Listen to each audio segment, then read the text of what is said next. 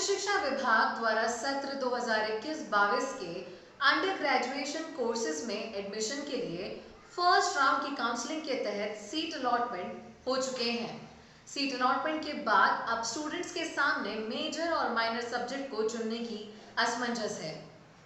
छात्रों को विषय चयन को लेकर गंभीर होना पड़ेगा, क्योंकि इस मामले में उच्च शिक्षा विभाग और सरकार बिल्कुल भी गंभीर नजर नहीं आ रहे हैं। सब कुछ बेहद जल्दबाजी में और अचानक किया जा रहा है। दरअसल किसी को कुछ समझ नहीं आ रहा। अब सिर्फ जैसे तैसे एडमिशन देने की तैयारी है। नई राष्ट्रीय शिक्षा नीति 2020 का हवाला देकर किए जा रहे बदलावों को लागू कर स्टूडेंट्स को अंडर ग्रेजुएशन कोर्सेज में एडमिशन लेने के लिए मेजर और माइनर सहित अन्य विषयों को चुनने के लिए जितना समय दिया जा रहा है, उतने समय में तो आजकल लोग बाजार से सब्जी भी नहीं खरीद पाते हैं। उच्च शिक्षा विभाग से जुड़े जिम्मेदार लोग नई व्यवस्था लागू कर लाखों विद्यार्थियों को एडमिशन देने में जितनी जल्दबाजी दिखा रहे हैं, उतनी जल्दबाजी वे अपने बच्चों को दाखिला दिलाने में कभी नहीं दिखाते। किसी भी कोर्स में दाखिला दिलाने के लिए वे महीनों सालों से प्लानिंग करते हैं, बच्चों की काउंसलिंग कराते हैं। इसके बाद बच्चों की रुचि को देखकर निर्णायक स्थिति पर पहुंचते हैं। वे अपने बच्चों को मध्य प्रदेश के कॉलेजों में बीए, बीएससी, बीकॉम जैसे कोर्स में प्रवेश दिलाने से ही बचते हैं। हालांकि यह उनकी स्वतंत्रता है, कोई कहीं पर भी पढ़ सकता है। किसी की नीचता पर निशाना साधना हमारा मकसद नहीं, लेकिन यह सच कड़वा है।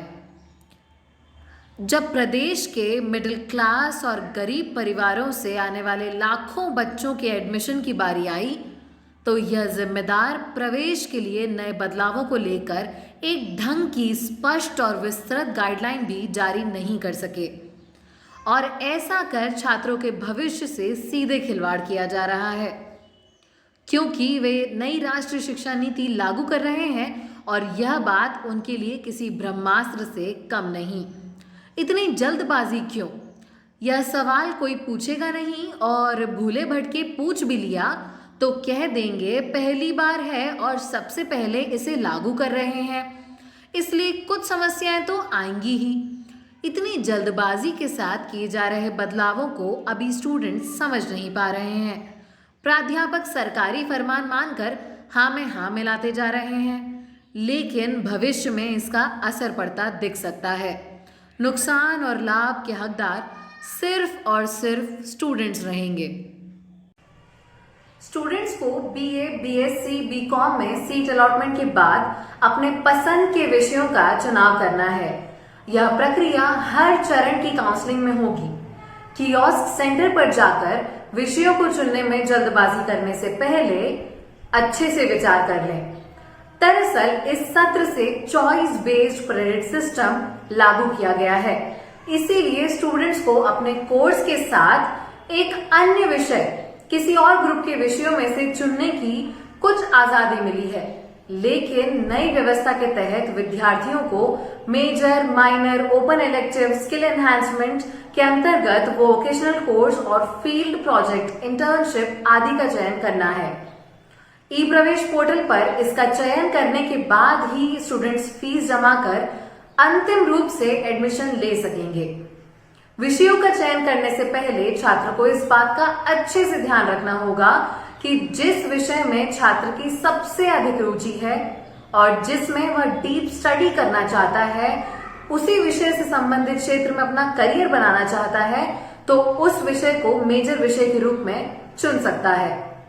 स्टूडेंट्स जिस विषय को मेजर विषय के रूप में चुनेंगे, उससे जुड़े 2 विषय की पढ़ाई उन्हें करनी होगी, क्योंकि परीक्षा में भी 2 प्रश्न पत्र होंगे। इसी विषय में आगे चलकर उन्हें ऑनर्स की डिग्री प्राप्त हो सकेगी। स्टूडेंट्स को मेजर और माइनर विषयों का चुनाव करना है। इन विषयों का चयन कोर्स से संबंधित विषयों में से ही करना होगा, जिसमें उन्हें एडमिशन के लिए सीट अलॉट की गई है। उदाहरण के लिए, यदि किसी छात्र को बीएससी में एडमिशन के लिए फिजिक्स, मैथ्स और केमिस्ट्री यानी पीसीएम के कॉम्बिनेशन से सीट मिलती है, तो उसे इन तीनों सब्जेक्ट्स में से एक सब्जेक्ट मेजर सब्जेक्ट के रूप में चुनना होगा। अब अगर किसी छात्र ने मैथ्स को मेजर सब्जेक्ट बनाया है तो वह फिजिक्स और केमिस्ट्री में से किसी एक को माइनर विषय के रूप में चुन सकता है। मान लीजिए छात्र ने माइनर सब्जेक्ट के रूप में केमिस्ट्री को चुन लिया, तो तीसरे विषय के रूप में फिजिक्स रह जाता है। अब छात्र को यह तय करना होगा कि उसे फिजिक्स पढ़ना है या फिर इसके स्थान पर साइंस ग्रुप में से कोई दूसरा पसंदीदा विषय लेना है। इसके अलावा स्टूडेंट्स आर्ट्स और कॉमर्स ग्रुप का कोई भी विषय फिजिक्स की जगह ले सकता है। उसे जो भी विषय पढ़ना हो अपने ओपन इलेक्टिव सब्जेक्ट यानी वैकल्पिक विषय के रूप में वो विषय वह ले सकता है। बीए बीकॉम में विषयों के कॉम्बिनेशन से सीट अलॉटमेंट नहीं हुआ है, इसलिए इन कोर्स में स्टूडेंट्स को मेजर माइनर के अलावा तीसरा विषय भी चुनना होगा। लेकिन यहाँ पर छात्रों को साइंस के स्टूडेंट्स की तरह वैकल्पिक विषय पढ़ने की आज़ादी नहीं दी गई है। यदि कोई छात्र बीए में प्रवेश ले रहा है और उसके कॉलेज में सिर्फ आर्ट्स ग्रुप के ही विषय पढ़ाए जाते हैं, तो वह बीए के विषयों के साथ कॉमर्स ग्रुप यानी बीकॉम में पढ़ाए जाने वाले विषय पढ़ सकता है। इसी तरह ऐसे कॉलेज जहां सिर्फ कॉमर्स ग्रुप के विषय पढ़ाए जाते हैं, यानी जहां सिर्फ कॉमर्स लाइक बीकॉम कोर्स ही संचालित होता है, तो बीए में पढ़ाए जाने वाले विषय ही चुन सकता है। सभी कॉलेज में बीए बीकॉम कराने वाले स्टूडेंट्स को वैकल्पिक विषय के रूप में बीएससी में पढ़ाए जाने वाले विषय चुनने की छूट नहीं दी गई है। बीए और बीकॉम करने वाले स्टूडेंट्स को साइंस ग्रुप के विषय पढ़ने की छूट नहीं है। इसके पीछे का कारण यह बताया जा रहा है कि कला ग्रुप व कॉमर्स ग्रुप के कॉलेजों में साइंस विषय की प्रैक्टिकल कक्षाएं आयोजित नहीं हो सकती। वहीं मध्य प्रदेश के 120 से अधिक कॉलेजेस में एकमात्र आर्ट्स ग्रुप के कोर्स संचालित हो रहे हैं। इसमें अन्य ग्रुप विशेषकर साइंस ग्रुप के विषयों की पढ़ाई कराना चुनौतीपूर्ण होगा। इसलिए विभाग द्वारा आर्ट्स और वाणिज्य के 25 से 30 विषयों के पूल बनाकर कॉलेजों को उपलब्ध कराने की बात सामने आई है। मल्टी डिसिप्लिनरी कॉलेज यानी जिन कॉलेजेस में आर्ट्स कॉमर्स के साथ साइंस ग्रुप के कोर्स बीए बीकॉम और बीएससी संचालित हो रहे हैं, सिर्फ इन्हीं कॉलेजेस में बीए बीकॉम करने वाले स्टूडेंट्स को बीएससी में पढ़ाए जाने वाले विषयों को भी वैकल्पिक विषय के रूप में पढ़ने की आज़ादी रहेगी।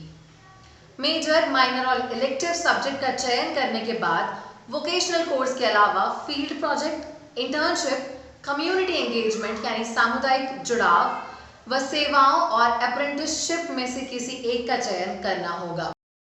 वोकेशनल कोर्स क्या होता है? स्टूडेंट्स को वोकेशनल कोर्स उसी फील्ड से संबंधित चुनना चाहिए जिसमें उनकी रुचि हो, जिसमें वे कुछ नया सीखना चाहते हों और जिसे लेकर वे बहुत क्यूरियस रहते हों। इसमें स्टूडेंट्स को स्पेसिफिक फील्ड की ट्रेनिंग दी जाती है। इसमें थ्योरी कम और प्रैक्टिकल नॉलेज पर अधिक फोकस किया जाता है। इसलिए स्टूडेंट्स को स्पेसिफिक करियर अपॉर्चुनिटी के लिहाज से इस कोर्स का चयन करना चाहिए। जिस भी कोर्स का स्टूडेंट चयन करेगा उसका अर्थ यही निकाला जाएगा कि उसकी उस फील्ड में दिलचस्पी है और उससे जुड़ी स्किल्स सीखकर उसमें अपना करियर बनाना चाहते हैं। उच्च शिक्षा विभाग ने web design, medical plants, handicraft, dairy management, horticulture, digital marketing सहित करीब 25 वोकेशनल कोर्स तैयार किए हैं। फील्ड प्रोजेक्ट को जानें। प्रोजेक्ट वर्क के माध्यम से किसी भी विषय के बारे में गहराई से जानकारी प्राप्त करने का और उस विषय को सीखने का अवसर मिलता है। यह इसीलिए महत्वपूर्ण है क्योंकि इससे विद्यार्थियों को खुद काम करने का अवसर मिलता है। फील्ड प्रोजेक्ट के अंतर्गत उसे उसके द्वारा चुने विषयों से संबंधित संस्थान का भ्रमण करना होगा। वहाँ की कार्यप्रणाली को समझकर एक रिपोर्ट तैयार करनी होगी। अप्रेंटिसशिप को समझें। अप्रेंटिसशिप एक प्रकार की दोहरी प्रशिक्षण प्रणाली है जिसमें छात्र को इंडस्ट्रियल सुपरविजन में रहकर ऑन जॉब ट्रेनिंग और इससे संबंधित दिशा निर्देश दोनों प्राप्त होते हैं। इसके माध्यम से स्टूडेंट्स एफिशिएंट बिजनेस के प्रैक्टिकल और थियोरेटिकल पहलुओं को सीखते हैं। इंटर्नशिप क्या है? इंटर्नशिप का अर्थ प्रशिक्षण होता है।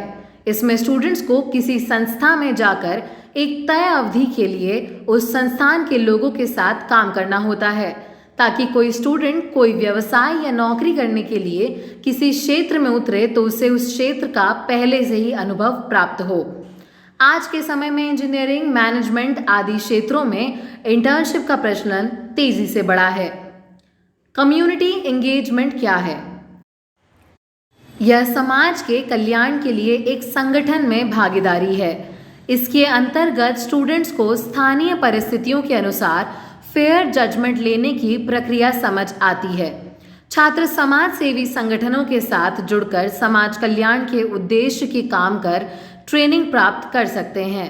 हम उम्मीद करते हैं कि इस खबर को देखने के बाद उच्च शिक्षा विभाग एडमिशन प्रक्रिया में किए जा रहे बदलावों और नई व्यवस्था के लिए स्टूडेंट फ्रेंडली गाइडलाइन जारी करेगा, ताकि वे उसे अच्छे से समझकर एडमिशन ले सकें। नमस्कार, बाकी खबरों के लिए देखते रहिए एजुकेशन रिपोर्टर्स। शिक्षा और रोजगार संबंधी सभी अपडेट्स को पाने के लिए हमारे साथ बने रहें और हमारा चैनल शेयर और सब्सक्राइब करना ना भूलें। धन्यवाद।